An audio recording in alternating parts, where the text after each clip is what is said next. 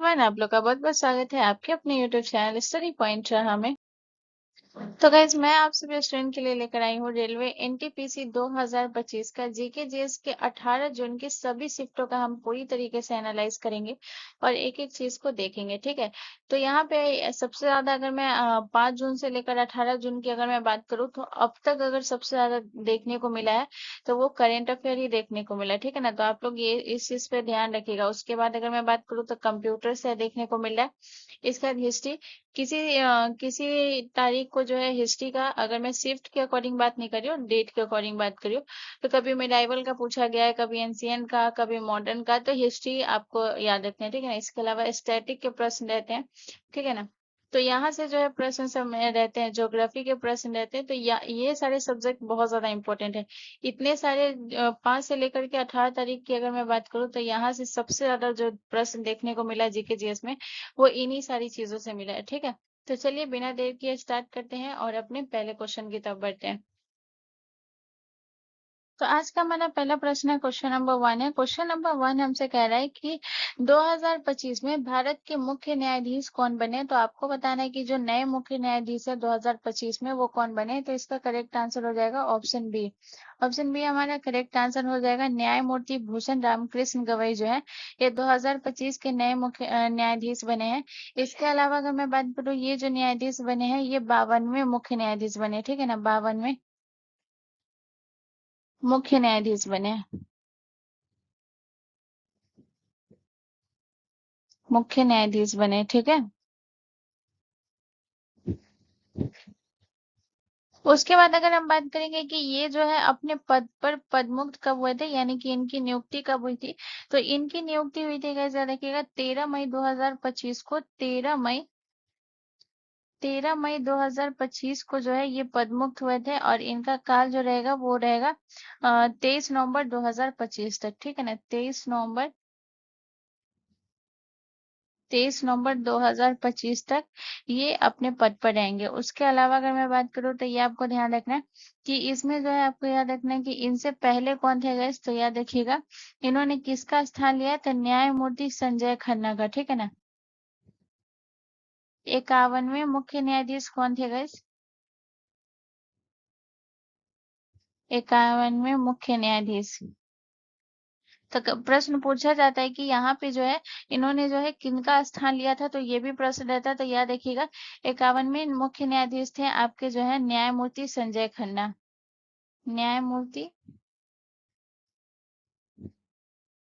संजय खन्ना, इन्हीं का स्थान लिया है। ठीक है, इसके बाद अगर मैं बात करूँ तो याद रखिएगा यहाँ पे आपको क्या याद रखना है कि ये जो थे ये भारत के पहले बौद्ध मुख्य न्यायाधीश भी बने हैं। ठीक है ना, भारत के पहले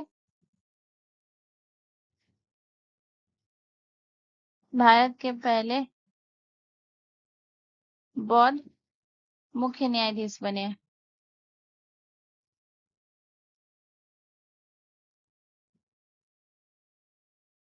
ठीक है, और इसके अलावा एक और पॉइंट आप याद रखिएगा, एक और पॉइंट आपको क्या याद रखना है कि ये जो है एससी समुदाय के भी जो है याद रखिएगा ये दूसरे न्यायाधीश बने। ठीक है ना, तो भारत के ये पहले मुख्य न्यायाधीश बने हैं। और दूसरा आपको ये याद रखना है कि ये जो है अनुसूचित जाति समुदाय से दूसरे मुख्य न्यायाधीश बने। ठीक है ना, अनुसूचित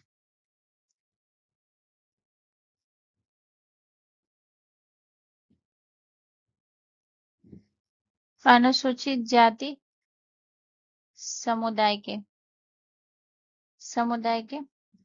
दूसरे मुख्य न्यायाधीश बने हैं। दूसरे मुख्य न्यायाधीश बने। तो पहले मुख्य न्यायाधीश कौन है गाइस, तो याद रखिएगा ये पहले मुख्य न्यायाधीश जो है, पहले ही लिख लीजिए। ठीक है ना, मुख्य न्यायाधीश बने हैं। ठीक है, और पहले जो थे वो कौन थे, पहले मुख्य न्यायाधीश थे केजी बालकृष्ण, जिनका कार्यकाल था 2007 से 2010 तक। ठीक है, तो यहाँ से आपको इतना पॉइंट आपको याद रखना है। अगर मैं आपको ये याद रखूं कि ये जो है ये कहाँ के थे गैस, तो ये भी आप याद रखिएगा ये महाराष्ट्र के, कभी कभी ये पूछ भी देता है। ठीक है ना, तो ये कहाँ के थे, महाराष्ट्र। उसके अलावा अगर मैं बात करूं कि भारत के मुख्य न्यायाधीश से संबंधित अनुच्छेद कौन कौन सा होता है, ये भी याद रखिएगा। तो भारत के मुख्य न्यायाधीश से संबंधित अनुच्छेद जो होता है वो होता है आपका 124 से लेकर 147 तक। 124 से लेकर 147 तक। ठीक है, चलिए नेक्स्ट क्वेश्चन की तरफ।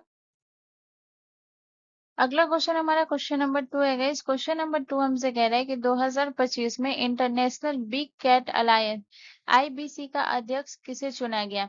तो इंटरनेशनल बिग कैट अलायंस से आईबीसी का अध्यक्ष जो चुना गया वो किसे चुना गया? राकेश चौधरी को, भूपेंद्र यादव को, एसपी यादव को या सुनील मिश्रा को? तो गाइस इसका जो करेक्ट आंसर हो जाएगा वो हो जाएगा ऑप्शन बी, हमारा करेक्ट आंसर हो जाएगा भूपेंद्र यादव।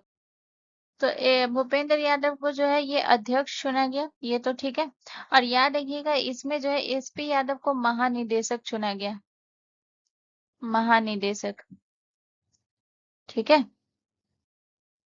अच्छा, ये जो इंटरनेशनल बिग कैट अलायंस है इसका इसमें क्या है? तो इसका काम क्या है? तो इसका काम ये है कि जो 7 बड़ी बिल्लियों का संरक्षण, ठीक है ना, 7 बड़ी बिल्लियों का संरक्षण करना है, ठीक है ना। अब 7 बड़ी बिल्ली कौन कौन सी जिसका संरक्षण करना है इसका काम है, तो वो भी आप लिख लीजिए, जिसमें से आपका कौन कौन सा आता है इससे याद रखिएगा। इसमें आपका आ गया 7 बड़ी बिल्ली में पहला आपको याद रखना है बाघ हो गया, ठीक है। इसके अलावा अगर मैं बात करूँ तो आपका शेर हो गया। इसके अलावा अगर मैं बात करूँ तो आपका तेंदुआ हो गया, तेंदुआ, ठीक है।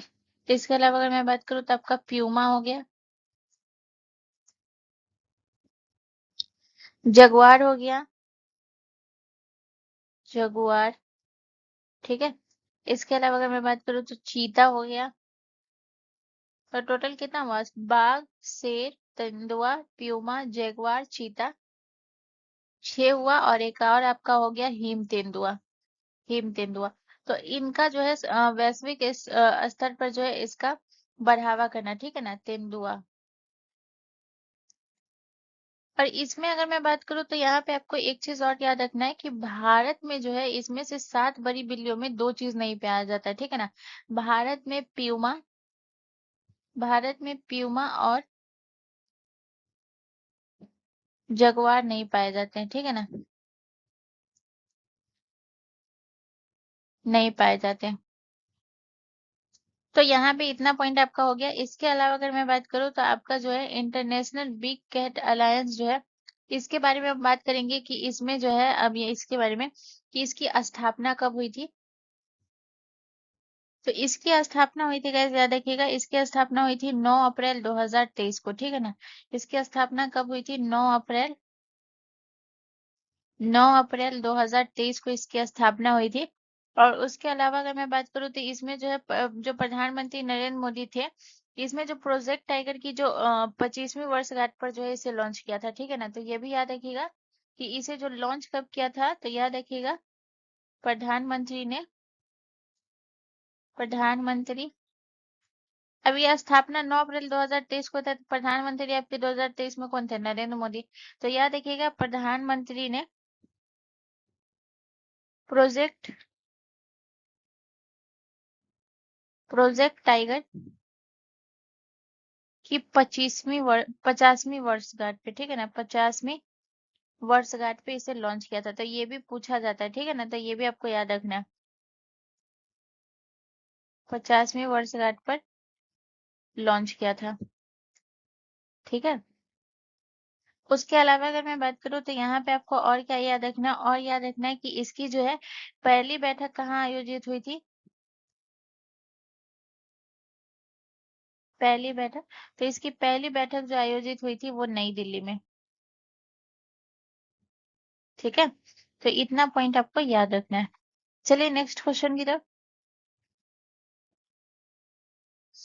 अगला क्वेश्चन हमारा क्वेश्चन नंबर 3 है गाइस। क्वेश्चन नंबर 3 हमसे कह रहा है कि अंतर्राष्ट्रीय आदिवासी दिवस कब मनाया जाता है?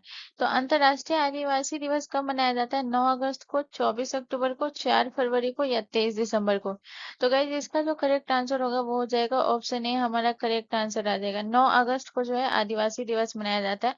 आदिवासी दिवस के बारे में अगर हम बात करें तो यहाँ पे आपको क्या याद रखना है कि इसे जो है किसके द्वारा जो है मनाने का निर्णय लिया गया था, यानी कि इसके घोषित किसने किया था? तो याद रखिएगा संयुक्त राष्ट्र महासभा के द्वारा।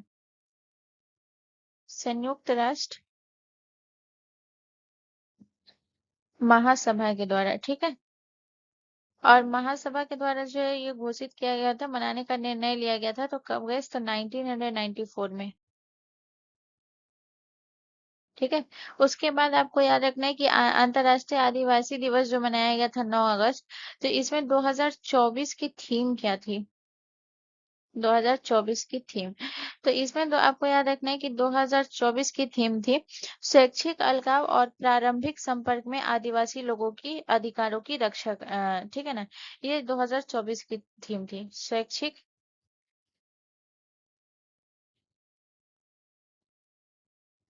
स्वैच्छिक अलगाव और प्रारंभिक,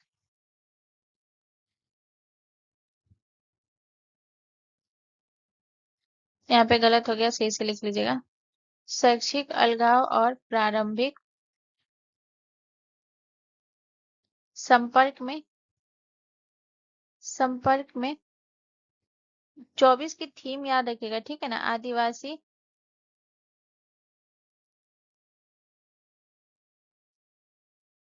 लोगों के अधिकारों की रक्षा, आदिवासी लोगों के अधिकारों की रक्षा, अधिकारों की रक्षा, ठीक है ना। ये 2024 की थीम थी। इसके अलावा अगर मैं बात करूँ तो देश की कुल आबादी में जो है ये आदिवासी का कितना परसेंट है, इससे याद रखिएगा। देश की कुल आबादी में, देश की कुल आबादी में आदिवासी का कितना परसेंट है गाइस, तो याद रखिएगा आदिवासी का है 8.9% है, ठीक है। और उसके बाद आपको याद रखना है कि इसमें जो है कि आदिवासी जो है सबसे ज्यादा कौन से राज्य में है, तो आदिवासी सबसे ज्यादा जो है ये मध्य प्रदेश में है, ठीक है ना, मध्य प्रदेश में पाए जाते हैं। इसके अलावा आपको याद रखना है ओडिशा में पाए जाते हैं, ओडिशा हो गया, ठीक है। इसके अलावा छत्तीसगढ़ हो गया, छत्तीसगढ़, ठीक है, छत्तीसगढ़ हो गया। इसके बाद आपका झारखंड हो गया। तो यहाँ जो है आदिवासी जो है बहुत ज्यादा पाए जाते हैं। अगर सिर्फ मध्य प्रदेश की अगर मैं बात करूँ तो मध्य प्रदेश में कितना परसेंट पाया जाता है, 14% जो है ये आपका जो है मध्य प्रदेश में पाया जाता है, ठीक है ना। 14 पॉइंट जो है आपका 7% जो है ये मध्य प्रदेश में पाया जाता है। और सबसे कम जो है, सबसे कम कहाँ पाया जाता है, तो सबसे कम जो है ये मेघालय में पाया जाता है। मेघालय की अगर मैं बात करूँ, मेघालय, तो मेघालय में जो है ये कितना पाया जाता है गाइस, तो याद रखिएगा मेघालय में जो है 2.5%, 2.5% मेघालय में, और 14.7% जो है ये आपके मध्य प्रदेश में पाया जाता है। ये आपको ध्यान रखना है, ठीक है। इसके अलावा अगर मैं आपको बात करूँ तो यहाँ पे जो है आपका अलग डेट है 24 अक्टूबर। 24 अक्टूबर को कौन सा दिवस मनाते हैं गाइस, तो याद रखिएगा संयुक्त राष्ट्र दिवस, संयुक्त राष्ट्र दिवस, ठीक है। इसके अलावा अगर मैं बात करूँ 4 फरवरी, 4 फरवरी को क्या मनाया जाता है गाइस, तो याद रखिएगा 4 फरवरी को मनाया जाता है विश्व कैंसर दिवस,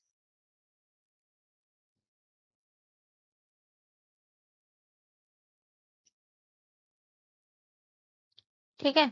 और वहीं अगर मैं बात करूँ 23 नवंबर को, 23 नवंबर को जो है ये क्या मनाया जाता है गाइस, तो याद रखिएगा 23, सॉरी दिसंबर लिखा हुआ है, 23 दिसंबर को क्या मनाया जाता है, तो 23 दिसंबर को मनाया जाता है किसान दिवस, किसान दिवस,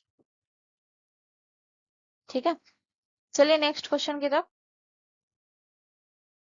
अगला क्वेश्चन हमारा क्वेश्चन नंबर 4 है इस क्वेश्चन नंबर 4 कह रहा है कि प्रथम गुप्त शासक कौन था जिसने महाराज धीराज की उपाधि धारण की थी। तो आपको बताना है कि प्रथम गुप्त शासक कौन था जिसने महाराज धीराज की उपाधि धारण की थी। तो चंद्रगुप्त प्रथम, स्कंद गुप्त, या कुमार गुप्त प्रथम, या समुद्र गुप्त। तो गाइस इसका जो करेक्ट आंसर होगा वो हो जाएगा ऑप्शन ए, हमारा करेक्ट आंसर हो जाएगा। चंद्रगुप्त प्रथम ने जो है महाराज धीराज की उपाधि धारण की थी। और सबसे पहले अगर मैं आपको ये चीज बताऊं तो ये आपको याद रखना है, तो ये जो है गुप्त साम्राज्य के संस्थापक भी थे, ठीक है ना, गुप्त साम्राज्य के संस्थापक थे, ठीक है, संस्थापक थे। दूसरा आपको इनका काल याद रखना है क्योंकि कार्यकाल भी बहुत इंपॉर्टेंट होता है। कार्यकाल हो या शासनकाल हो, जो भी हो। तो इनका जो शासनकाल था वो कब से कब तक था गाइस? तो याद रखिएगा, इनका शासनकाल था 319 से लेकर के 335 ईस्वी तक। ठीक है। अब यहाँ पे जो है अगर मैं बात करती हूँ, आपका स्कंदगुप्त है, ऑप्शन बी। स्कंदगुप्त ने जो है कौन सी उपाधि धारण की थी? तो इसने जो है विक्रम आदित्य की उपाधि धारण की थी। ठीक है ना, विक्रमादित्य की उपाधि धारण की।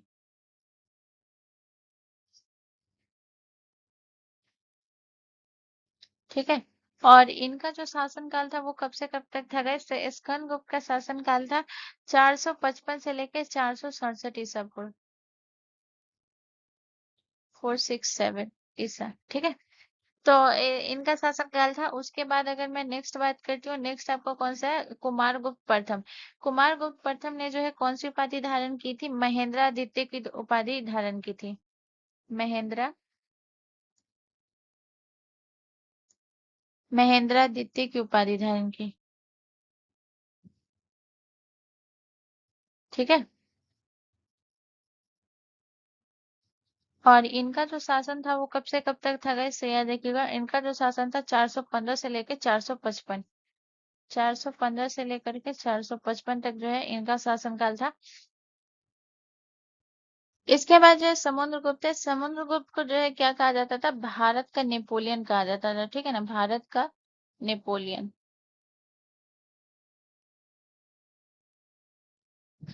भारत का नेपोलियन कहा जाता था। ठीक है। चलिए नेक्स्ट क्वेश्चन की तरफ। अगला क्वेश्चन हमारा क्वेश्चन नंबर 5 है गाइस। क्वेश्चन नंबर 5 कह रहा है कि 21वें संविधान संशोधन के तहत किस भाषा को भारतीय संविधान की 8वीं अनुसूची में जोड़ा गया? तो बताइए, 21वां संविधान संशोधन के तहत कौन से भाषा को जोड़ा गया? मैथिली भाषा को, सिंधी भाषा को, संस्कृत भाषा को, या फिर मलयालम भाषा को? तो गाइस इसका जो करेक्ट आंसर हो जाएगा वो हो जाएगा ऑप्शन बी, हमारा करेक्ट आंसर हो जाएगा। भाषा से रिलेटेड अगर मैं बात करूँ तो आपको 3 संशोधन याद रखना है। पहला संशोधन आपको याद रखना है 21वां संविधान संशोधन, 21वां संविधान संशोधन। ठीक है। दूसरा आपको कौन सा याद रखना है गाइस? तो दूसरा आपको याद रखना है 71वां संविधान संशोधन, 71वां 71वां संविधान संशोधन। थोड़ा मैं जल्दी जल्दी लिख रही हूँ, ठीक है ना। इसके बाद अगर मैं बात करूँ, तीसरा आपको कौन सा याद रखना है गाइस? तो तीसरा आपको याद रखना है आपका 92वां संविधान संशोधन, 92वां संविधान संशोधन। ठीक है। अब इन सब में जो है आपको क्या क्या पॉइंट याद रखना है, ये सब भाषा से जुड़ा हुआ है। ठीक है ना। तो सबसे पहले अगर मैं बात करूँ तो आपका जो है 21वां संविधान संशोधन आपका कब हुआ था? 1967 में ये संशोधन हुआ था। ठीक है। और इसमें जो है सिंधी भाषा को जो है 8वीं अनुसूची में शामिल किया गया था। ठीक है ना। तो याद रखिएगा, इसमें किसको जोड़ा गया था? सिंधी भाषा को, सिंधी भाषा को जोड़ा गया। और किस में जोड़ा गया था गाइस? तो याद रखिएगा 8वीं अनुसूची में, 8वीं अनुसूची में। ठीक है। 8वीं अनुसूची में जोड़ा गया था। जब सिंधी भाषा को जोड़ा गया था तो ये जो है 8वीं अनुसूची में जो है ये भाषा जो है ये बढ़कर कितना हो गई थी? तो याद रखिएगा 14 से बढ़कर 15 हुई थी। यानी कि पहले जो 14 ही था, लेकिन जब सिंधी भाषा को जोड़ा गया था तब ये भाषा 15 हो गई थी आपकी 8वीं अनुसूची में। ठीक है। अभी 22 भाषा है टोटल वर्तमान में। अब आते हैं 71वां संविधान संशोधन। 71वां संविधान संशोधन आपका हुआ था 1992 में। ठीक है। इसमें आपको क्या याद रखना है? इसमें जो है टोटल 3 भाषा को जोड़ा गया था 8वीं अनुसूची में। पहला कौन सा भाषा था? पहला कोंकणी भाषा था, कोंकणी। उसके बाद जो है दूसरा कौन सा था? मणिपुरी, मणिपुरी। और तीसरा जो था ये आपका कौन सा था? नेपाली, नेपाली भाषा को जो है जोड़ा गया था। और किस में जोड़ा गया था गाइस? तो 8वीं अनुसूची में जोड़ा गया, 8वीं अनुसूची में, 8वीं अनुसूची में। ठीक है। तो 8वीं अनुसूची में इसे जोड़ा गया। तब भाषा जो है ये आपका जो है पहले 15 था, तो 15 से बढ़कर कितना हो गया? 15 से ये 18 हो गया। 15 से भाषा 18 भाषा हो गई, ठीक है ना। उसके बाद आपका आता है 92वां संविधान संशोधन। 92वां संविधान संशोधन के तहत जो है टोटल 4 भाषा को जोड़ा गया था। कौन कौन सी भाषा को जोड़ा गया था ये आपको ध्यान रखना है। बोडो, इसके बाद जो है आपको याद रखना है डोगरी, इन सभी को जो है 8वीं अनुसूची में शामिल किया गया, तो ये भी याद रखिएगा, ठीक है ना। मैथिली, मैथिली, ठीक है। और इसके बाद जो है आपको याद रखना है संथाली। ये टोटल 4 भाषाओं को जोड़ा गया था, ठीक है ना, 92वां संविधान संशोधन के तहत। और 92वां संविधान संशोधन आपका हुआ कब था, तो ये 2003 में हुआ था, ठीक है ना। तो याद रखिएगा इसमें 4 भाषा को जोड़ा गया था, जिसमें जो है ये भाषा की संख्या 18 से कितना हो गई, 18 से बढ़कर जो है ये 22 भाषा हो गई, ठीक है ना। जो कि अभी ये वर्तमान में है। तो यहाँ पे होपफुली मैं आपको टोटल समझा पाई होंगी सही से, ठीक है। चलिए नेक्स्ट क्वेश्चन की तरफ। अगला क्वेश्चन हमारा क्वेश्चन नंबर 6 है गाइस। क्वेश्चन नंबर 6 कह रहा है कि पंचायतों में अनुसूचित जनजातियों के लिए सीटों का आरक्षण प्रदान करता है। तो पंचायतों में जो है सीटों का आरक्षण प्रदान करता है कौन सा अनुच्छेद गाइस, तो इसका करेक्ट आंसर हो जाएगा अनुच्छेद 243 डी, ठीक है ना। ऑप्शन सी हमारा करेक्ट आंसर हो जाएगा। अब यहाँ पे जो भी है वो अनुसूचित जनजाति से रिलेटेड आपका जो है आर्टिकल है, जो कि मैं एक एक करके बताऊंगी। जैसे कि अगर मैं बात करूँ यहाँ पे, तो आपका जो है ये अनुच्छेद 232, अनुच्छेद 232 में, तो अनुच्छेद 232 में है राज्यों के विधानसभा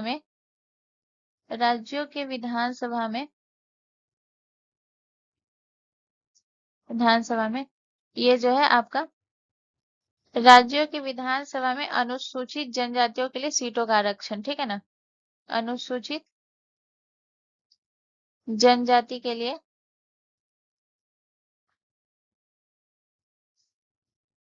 सीटों का आरक्षण, ठीक है। ये जो है किस आर्टिकल के तहत है गाइस, तो याद रखिएगा ये है आर्टिकल आपका 232 के तहत, ठीक है ना। उसके बाद जो है एक और है आपका आर्टिकल 230। 230 में क्या है गाइस, तो याद रखिएगा आर्टिकल 230 में लोकसभा में जो है अनुसूचित जनजाति के लिए सीटों का आरक्षण। लोकसभा में, लोकसभा में अनुसूचित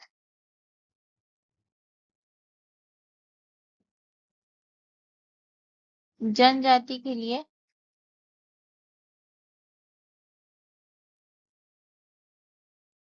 सीटों का आरक्षण, ठीक है। और आर्टिकल जो है ये आपका जो है 338 में क्या कहा गया, तो इसमें जो है अनुसूचित जनजाति के लिए एक राष्ट्रीय आयोग होगा, ठीक है ना। तो इसमें क्या कहा गया है कि अनुसूचित जनजाति के लिए, अनुसूचित जनजाति के लिए एक राष्ट्रीय आयोग होगा, राष्ट्रीय आयोग होगा, ठीक है।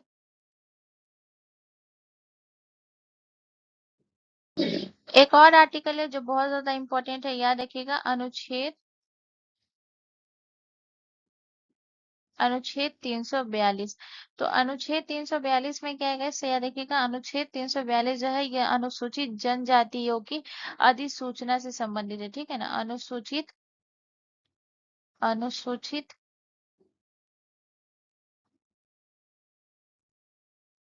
जनजाति के अधिसूचना से संबंधित, अधिसूचना, अधिसूचना से संबंधित है, ठीक है ना। तो यहाँ पे सारा आर्टिकल में लिखा दियो जो आपको जो है इससे संबंधित है, जो कि बहुत इंपॉर्टेंट प्रश्न यहाँ से बनते हैं, ठीक है। चलिए नेक्स्ट क्वेश्चन की तरफ। अगला क्वेश्चन हमारा क्वेश्चन नंबर 7 है गाइस। क्वेश्चन नंबर 7 कह रहा है कि 2025 में भारत के गणतंत्र दिवस पर किस राज्य की झांकी को पहला पुरस्कार मिला है। तो किस राज्य की झांकी को पहला पुरस्कार मिला है गाइस, तो इसका करेक्ट आंसर हो जाएगा उत्तर प्रदेश की झांकी को पहला पुरस्कार मिला है, ठीक है ना। अब उत्तर प्रदेश की झांकी का जो है पहला पुरस्कार मिला है, तो पहले स्थान पर जो है ये उत्तर प्रदेश है, ये याद रखिएगा पहले स्थान पे। उसके बाद आपको याद रखना है दूसरे स्थान पे कौन है, दूसरे स्थान पे, तो दूसरे स्थान पर है आपका त्रिपुरा। दूसरे स्थान पर कौन है गाइस, याद रखिएगा त्रिपुरा, त्रिपुरा, ठीक है। और वहीं अगर मैं बात करूं तीसरे स्थान पे आपका कौन है, तो तीसरे स्थान पे है, तीसरे स्थान पे, तीसरे स्थान पर, तो तीसरे स्थान पर है आंध्र प्रदेश। ठीक है। अब यहाँ पे जो है आपको याद रखना है कि ये पहले स्थान पे कौन है, दूसरे स्थान पे कौन है और तीसरे स्थान पे कौन है। तो इन सब का जो है ये आपको थीम याद रखना है। तो पहला जो है झांकी का पुरस्कार जो है पहले स्थान पे हुआ, जो महाकुंभ की बात कर रही हो। तो यहाँ पे आपको याद रखना है। तो उत्तर प्रदेश का जो है ये आपको ध्यान रखना है, उत्तर प्रदेश के महाकुंभ 2025 की थीम। तो उत्तर प्रदेश महाकुंभ 2025 की थीम क्या है, इसे याद रखिएगा, स्वर्णिम भारत,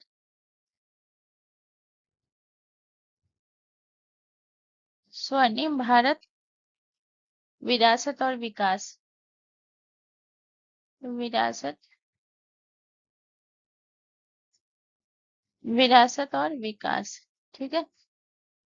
उसके बाद जो है दूसरे स्थान पे था त्रिपुरा, तो दूसरे स्थान पे त्रिपुरा था, तो इसकी थीम क्या थी, महाकुंभ की थीम क्या थी गाइस, तो याद रखिएगा, इसके महाकुंभ की थीम थी अनंत श्रद्धा, अनंत श्रद्धा, त्रिपुरा में 14 देवताओं की पूजा, त्रिपुरा में, त्रिपुरा में 14 देवताओं, 14 देवताओं की पूजा, खर्ची पूजा, ये इसकी थीम थी। ठीक है। इसके अलावा अगर मैं बात करूं आंध्र प्रदेश, तो आंध्र प्रदेश के महाकुंभ की 2025 की थीम क्या थी, तो इसकी भी थीम याद रखिएगा, इसकी थीम थी guys, याद रखिएगा, एटी कोपप्पा बोम्बलू, एटी कोपप्पा, कोपप्पा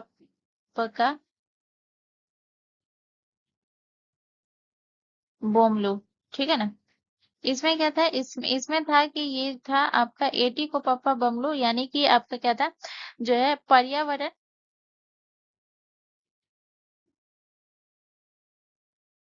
पर्यावरण अनुकूल, पर्यावरण अनुकूल लकड़ी के खिलौने, लकड़ी, लकड़ी के खिलौने। ठीक है। ये इसकी थीम थी। ठीक है, तो इतना याद रखिएगा। चलिए नेक्स्ट क्वेश्चन की तरफ। अगला क्वेश्चन हमारा क्वेश्चन नंबर 8 है गाइस। क्वेश्चन नंबर 8 कह रहा है कि किन धातुओं का उपयोग थर्मोकपल तापमान सेंसर के निर्माण में आमतौर पर किया जाता है। तो बहुत इंपॉर्टेंट है, तो ये आपको ध्यान रखना है। तो इसका करेक्ट आंसर क्या हो जाएगा, इसका करेक्ट आंसर हो जाएगा तांबा और निकेल का उपयोग जो है ये थर्मोकपल के लिए किया जाता है। तो तांबा और निकेल, ऑप्शन ए हमारा करेक्ट आंसर हो जाएगा।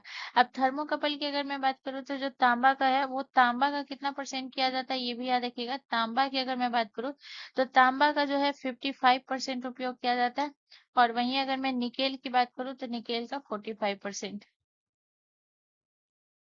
निकेल का 45%। अब यहाँ पे जो है अलग अलग टाइप का भी थर्मोकपल बनता है, और अलग अलग धातुओं के मिश्रण से।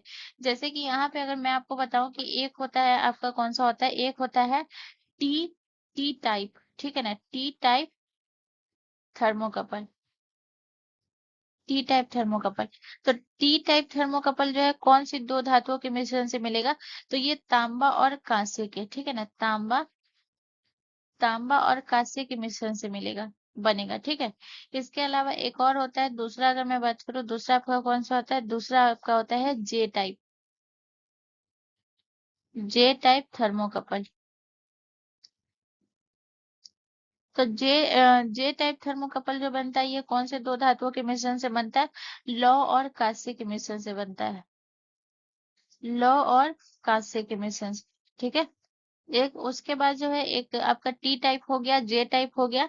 इसके अलावा आपको एक और याद रखिएगा, एक और आपको क्या याद रखना है, एक और आपको याद रखना है एस टाइप, ठीक है ना, एस टाइप,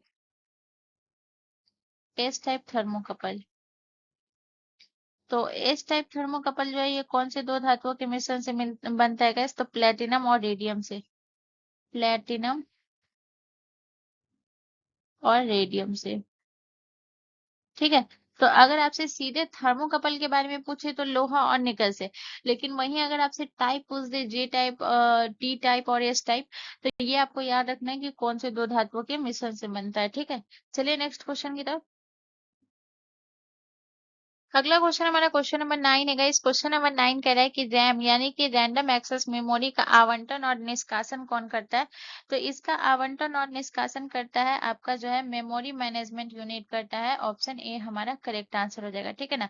ये जो है निष्कासन करता है। वहीं अगर मैं बात करूँ कि फाइल मैनेजमेंट सिस्टम, तो फाइल मैनेजमेंट का काम क्या होता है? फाइल मैनेजमेंट का काम होता है डाटा स्टोरेज, डाटा स्टोरेज,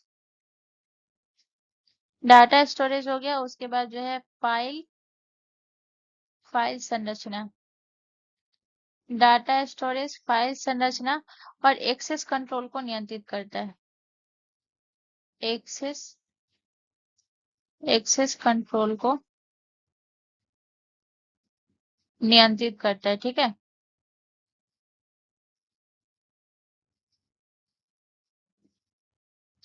वही एक है आपका कौन सा है, एक है आपका इनपुट आउटपुट जो है input output management. Input output management का काम क्या होता है? ये कीबोर्ड, माउस, प्रिंटर को जो है ये क्या करता है? नियंत्रित करता है, ठीक है ना। कीबोर्ड, कीबोर्ड हो गया, माउस हो गया, उसके बाद अगर मैं बात करूँ तो प्रिंटर हो गया, प्रिंटर हो गया, और जो है आपका डिस्क ड्राइव हो गया, और डिस्क ड्राइव, डिस्क ड्राइव को नियंत्रित कौन करता है गाइस? तो ये करता है, नियंत्रित, नियंत्रित करता है, ठीक है। उसके बाद एक और आपका होता है प्रोसेस मैनेजमेंट, ठीक है ना। प्रोसेस, प्रोसेस मैनेजमेंट,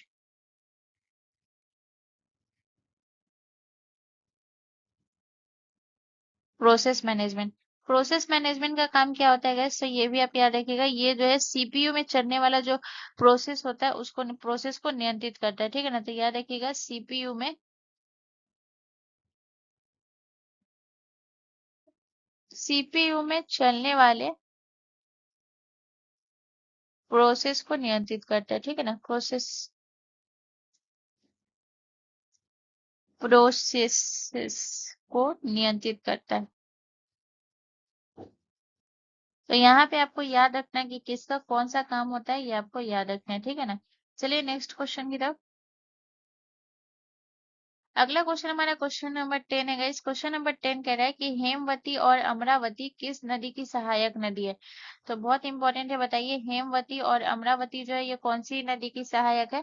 तो गोदावरी की, कावेरी नदी की, ब्रह्मपुत्र नदी की या सिंधु नदी की? तो गाइस इसका जो करेक्ट आंसर हो जाएगा वो हो जाएगा कावेरी नदी की सहायक नदी है, ठीक है ना। अब यहाँ पे मैं सहायक नदियों के बारे में बात करूँ, तो सबसे पहले अगर मैं कावेरी नदी की बात करूँ तो ये आपको ध्यान रखना है, ये प्रायद्वीपीय नदी है, जिसकी कुल लंबाई कितनी है गाइस? कुल लंबाई, तो कावेरी नदी की कुल लंबाई है 800 किलोमीटर, ठीक है। उसके अलावा अगर मैं बात करूँ तो ये इस कावेरी नदी जो है ये आपका जो है कौन कौन से राज्य से होकर बहती है? तो कावेरी नदी की अगर मैं बात करूँ तो सबसे पहले जो है ये आपको ध्यान रखना है कि कर्नाटक में बहती है, कर्नाटक।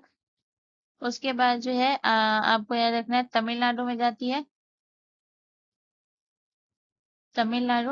और तमिलनाडु से बहते हुए ये कहाँ जाती है? केरल में।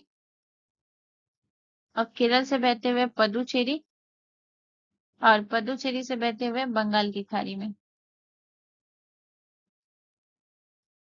ठीक है। इतना पानी आपको इतना पानी कह रही हूँ, इतना चीज आपको याद रखना है। अब जैसे यहाँ पे मैं बात करूंगी कावेरी नदियों की सहायक नदियों के बारे में कि इसकी सहायक नदी कौन कौन सी है, कावेरी की सहायक नदी। तो कावेरी की सहायक नदी हो गई जैसे कि भवानी नदी, भवानी नदी। अमरावती और हेमवती तो ऊपर दिया ही हुआ है। इसके अलावा अगर मैं बात करूँ तो और आपका कौन हो गया? सिमसा नदी, भवानी नदी, सिमसा नदी, ठीक है। इसके अलावा और कोई नदी है? सिमसा हो गया। इसके अलावा अगर मैं बात करूँ तो और कावेरी की कौन सी हो गई? काबिनी नदी, ठीक है ना, काबिनी नदी, ठीक है। ये कावेरी की सहायक नदी होगी। अब यहाँ पे जो है गोदावरी की, यहाँ पे सबकी मैं सहायक नदियों के बारे में ही बात कर रही हूँ, तो ये आपको ध्यान रखना है, ठीक है ना। अब जैसे गोदावरी की सहायक नदी आपकी कौन सी हो गई? तो प्राणहिता, गोदावरी की सहायक नदी हो गई। इसके अलावा अगर मैं बात करूँ पेन गंगा, ये भी गोदावरी की सहायक नदी हो गई। उसके बाद अगर मैं बात करूँ वेन गंगा, तो पूछा गया था आपके प्रीवियस ईयर में, शिफ्ट की तो नहीं बात करूंगी, प्रीवियस ईयर में, कि पेन गंगा और वेन गंगा जो है किस नदी की सहायक नदी है, तो याद रखिएगा इंद्रावती नदी हो गई। इंद्रावती, ये सब जो है आपका गोदावरी का सहायक नदी हो गया। इसके बाद आते हैं गाइस ब्रह्मपुत्र नदी की सहायक नदियों के बारे में। तो ब्रह्मपुत्र नदी की सहायक नदियां कौन कौन सी है गाइस, तो ये आपको ध्यान रखना, ये हो गई लोहित नदी, लोहित नदी। इसके बाद आपको याद रखना है दिबांग नदी, दिहांग नदी। ठीक है। इसके बाद आपको याद रखना है मानस नदी, मानस। ये सब किसकी हो गई, ब्रह्मपुत्र की। इसके अलावा अगर मैं बात करूँ सिंधु नदी की, तो सिंधु नदी की सहायक नदी कौन कौन सी है, तो गाइस याद रखिएगा, ये हो गया व्यास नदी, रावी नदी। इसके अलावा चेनाब नदी।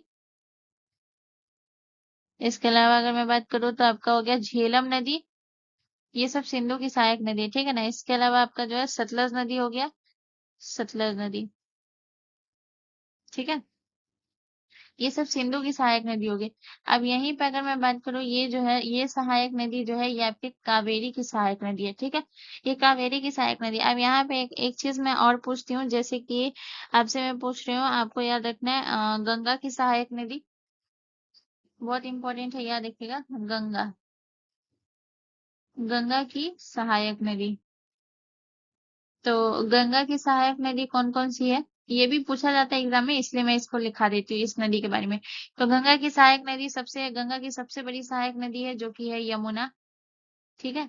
इसके अलावा अगर मैं बात करूँ तो राम गंगा होगी इसकी सहायक नदी, राम गंगा।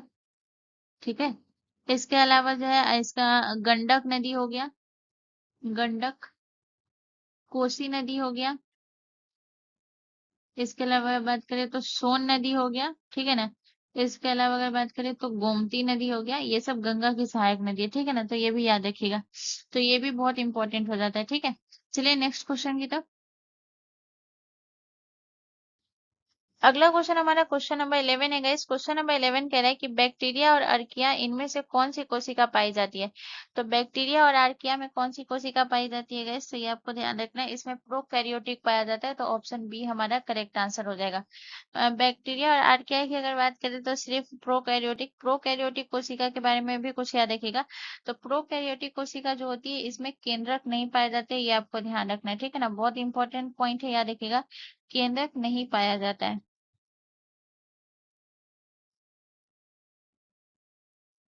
ठीक है। इसके अलावा आपको क्या याद रखना है कि प्रोकैरियोटिक कोशिका में जो है ये आपको ध्यान रखना है, ये कैसा कोशिका होता है, एक कोशिकीय होता है, ठीक है ना, सिंगल सेल वाला होता है, एक कोशिकीय होता है। ठीक है, एक कोशिकीय होता है। तो ये हो गया आपको जो है प्रोकैरियोटिक कोशिका के बारे में। इसमें बैक्टीरिया और आर्किया के अलावा भी अगर मैं बात करूँ तो इसमें जैसे कि प्रोटोजोआ भी एक कोशिकीय होता है, ठीक है ना, प्रोटोजोआ। तो प्रोटोजोआ भी आपका एक कोशिकीय होता है।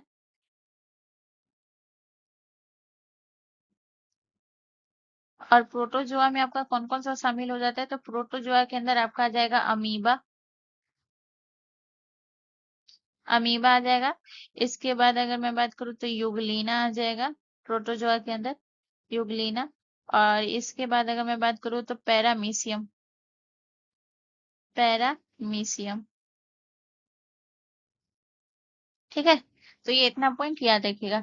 यूकैरियोटिक कोशिका के बारे में भी कुछ पॉइंट को देख लेते हैं। तो यूकैरियोटिक कोशिका के बारे में आपको क्या याद रखना है कि इसमें केंद्रक पाया जाता है।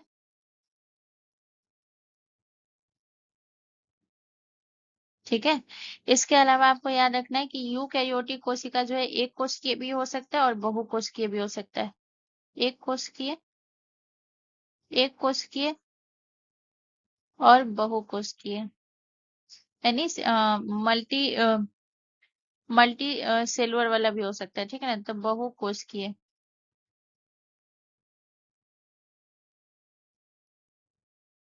बहुकोश, दोनों हो सकते हैं, ठीक है ना। ये है यूकैरियोटिक कोशिका के बारे में, ठीक है ना।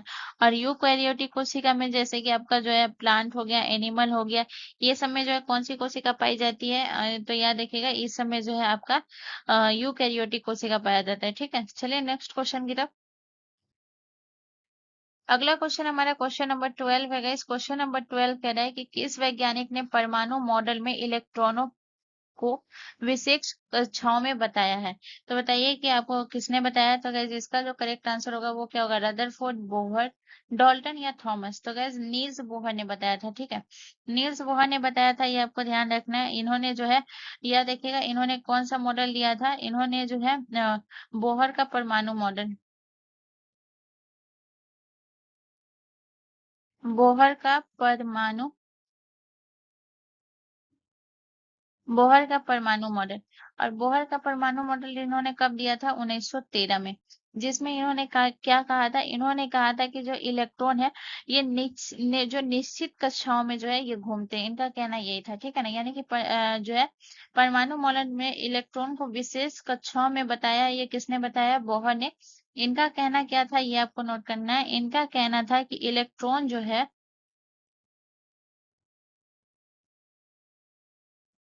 इलेक्ट्रॉन निश्चित कक्षा में, ठीक है ना, फिक्स्ड ऑर्बिट में घूमते हैं। Fix fixed orbit, fix orbit में घूमते हैं, ठीक है। उसके बाद जो है रदरफोर्ड के बारे में अगर हम बात करें तो इन्होंने जो है कौन सा मॉडल दिया था। तो रदरफोर्ड ने जो दिया था ये आपको ध्यान रखना है, रदरफोर्ड का परमाणु मॉडल, रदरफोर्ड का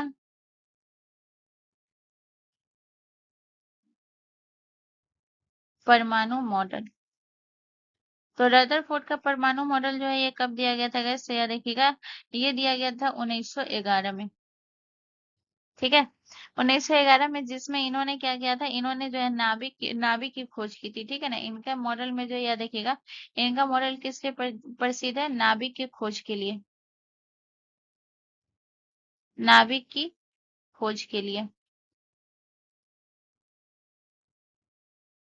उसके अलावा अगर मैं बात करूं आपका जो है डाल्टन, डाल्टन ने भी दिया था, ठीक है ना। डाल्टन ने जो दिया था ये आपको ध्यान रखना है, डाल्टन ने, इन्होंने जो है अपना मॉडल कब दिया था, तो जॉन डाल्टन ने जो है डाल्टन का परमाणु मॉडल दिया था, डाल्टन का परमाणु मॉडल। तो डाल्टन का परमाणु मॉडल जो है इन्होंने कब दिया था गैस, तो याद रखिएगा 1808 में दिया था, ठीक है। और लास्ट आपका जो है ये आपका जो है थॉमसन की अगर मैं बात करूं तो थॉमसन ने भी एक मॉडल दिया था, जो कि है थॉमसन का प्लम पुडिंग मॉडल, ठीक है ना। थॉमसन का प्लम पुडिंग मॉडल। और इन्होंने कब दिया था गैस, तो याद रखिएगा 1898 में, ठीक है। चलिए नेक्स्ट क्वेश्चन की तरफ। अगला क्वेश्चन हमारा क्वेश्चन नंबर 13 है। इस क्वेश्चन नंबर 13 कह रहे हैं कि प्लेगरा रोग किस विटामिन की कमी के कारण होता है। तो प्लेगरा रोग जो है ये कौन से विटामिन की कमी के कारण होता है। सबसे पहले मैं विटामिन ए की कमी के कारण बात करूं तो रतौंधी रोग, जिसे हम नाइट ब्लाइंडनेस कहते हैं, ये होता है विटामिन ए की कमी के कारण। विटामिन B1 की कमी के कारण होता है बेरी बेरी रोग, बेरी बेरी, ठीक है। ये जो होता है ये किसकी कमी के कारण, विटामिन B1 की कमी के कारण। इसके अलावा अगर मैं बात करूँ तो आपका जो है विटामिन B3, विटामिन B3 की कमी के कारण जो है ये आपका कौन सा रोग होता है, तो विटामिन B3 की कमी के कारण आपका प्लेगरा रोग होता है, ठीक है ना, प्लेगरा, प्लेगरा।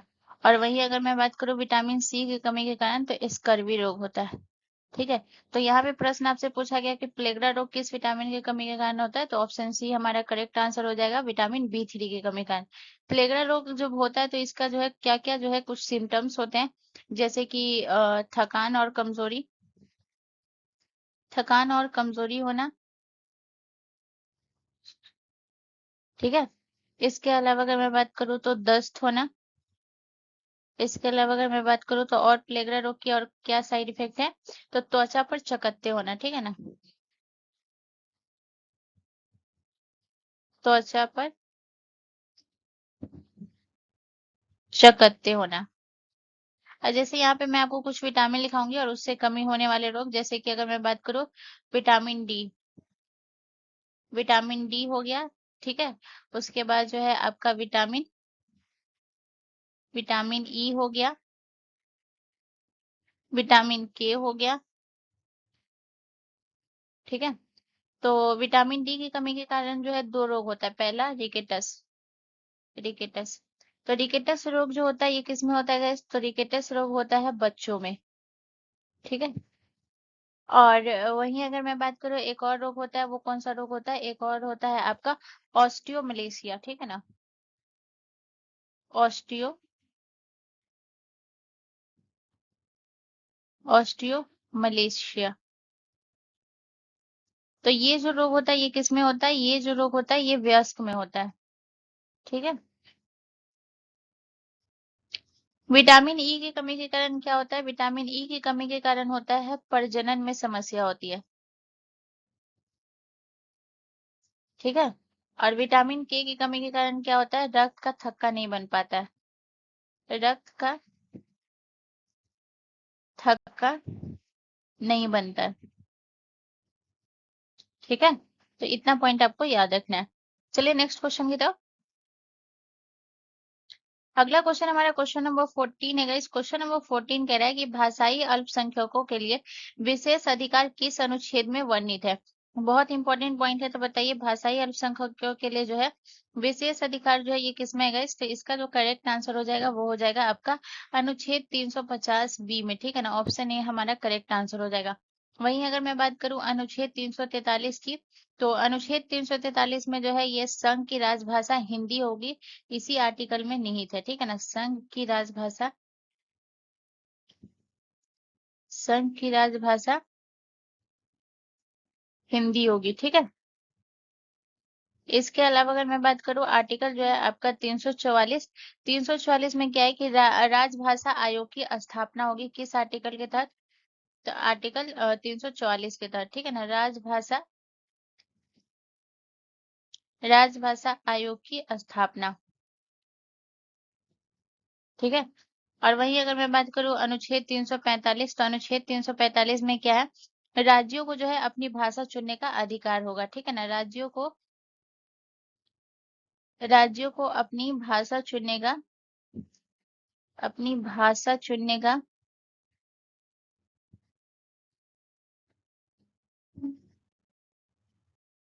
का अधिकार होगा किस आर्टिकल के तहत गए? तो आर्टिकल 345 के तहत। मैंने ऑप्शन वैसे ही रखती हूँ ताकि आपका भाषा से रिलेटेड है तो भाषा से रिलेटेड जितने भी आर्टिकल है इसमें आपको जो है ना कोई दिक्कत ना हो, और यहाँ से जो है पूरा भाषा के आर्टिकल के बारे में आप समझ पाएंगे, ठीक है ना। तो यहाँ पे आपको एक चीज और याद रखना है कि राजभाषा अधिनियम 1963 के तहत, ठीक है ना। एक पॉइंट आपको और याद रखना है, राजभाषा अधिनियम 1963 के तहत, ठीक है ना। 1963 में जो है क्या क्या है, हिंदी और अंग्रेजी को जो है संघ की आधिकारिक भाषाएं माना गया, ठीक है ना। हिंदी और अंग्रेजी को हिंदी और अंग्रेजी को संघ की आधिकारिक भाषा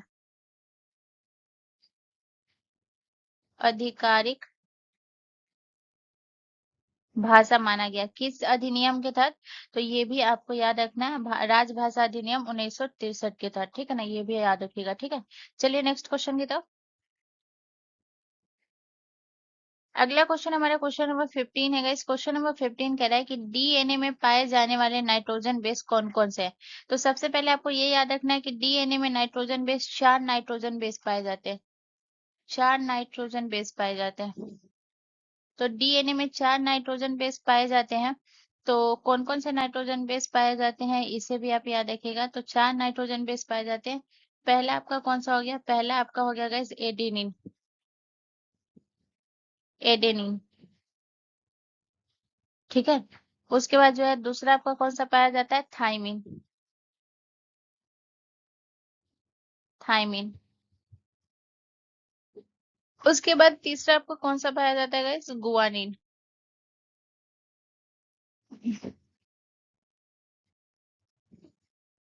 जी हो जाएगा, ठीक है ना, जी।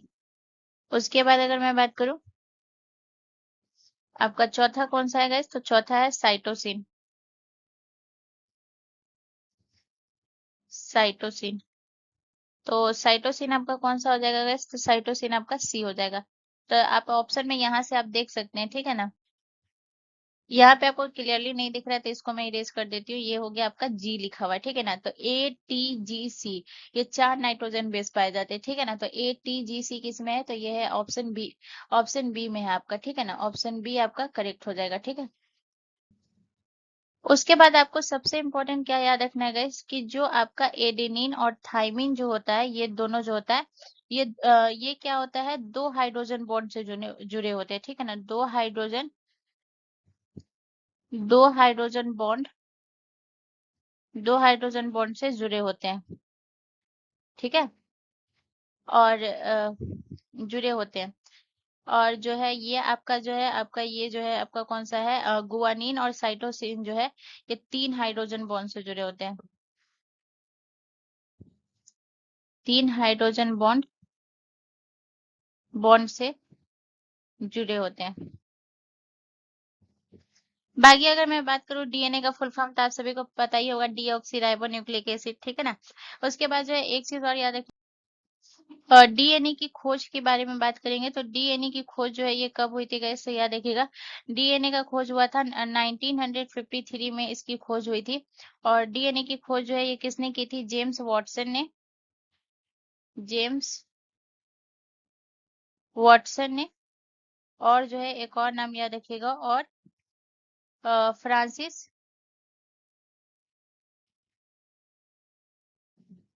फ्रांसिस क्रिक ने। इन दोनों ने मिलकर जो है डीएनए की खोज की थी, ठीक है। तो गाइज आज का आपका सेशन यही कंप्लीट होता है। यहाँ से रिलेटेड कोई भी दिक्कत, कोई भी कंफ्यूजन है तो आप मुझसे कमेंट करके पूछ सकते हैं, मैं उसका जरूर रिप्लाई करूंगी। अगर ये वीडियो आपके लिए थोड़ा सा भी इन्फॉर्मेटिव था तो प्लीज चैनल को जरूर सब्सक्राइब कर लीजिएगा एंड बेल आइकन पर जरूर क्लिक कर लीजिएगा। मिलते हैं नेक्स्ट वीडियो में। धन्यवाद।